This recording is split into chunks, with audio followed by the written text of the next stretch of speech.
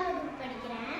என் முதல் பருவ தேர்வில் கணித வினாத்தாளில் பொறுத்துக பகுதியில் சாய் சதுரத்திற்கு 4 சமச்சீர் கோடுகள் உள்ளன என்று குறித்திருந்தேன். ஆனால் என் மிஸ் அதற்கு தப்பு போட்டிருந்தார். நான் மிஸ்ஸிடம் போய் ஒரு வெள்ளைத்தாளை சதுரமாக்கி, இது சதுரம், இது சாய் சதுரம், இதை இப்படி மடித்தாலும் இணையுது, இதை இப்படி மடித்தாலும் இணையுது, இப்படி மடித்தாலும் இணையுது, இப்படி மடித்தாலும் இணையுது, 4 சமச்சீர் கோடு தானே மிஸ் என்று கூறினேன். அதற்கு என் மிஸ் சாய்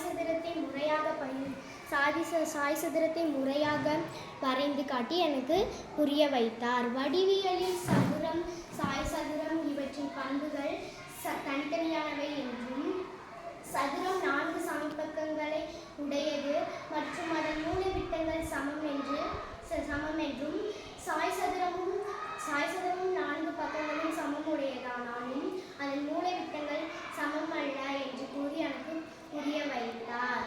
நன்றி.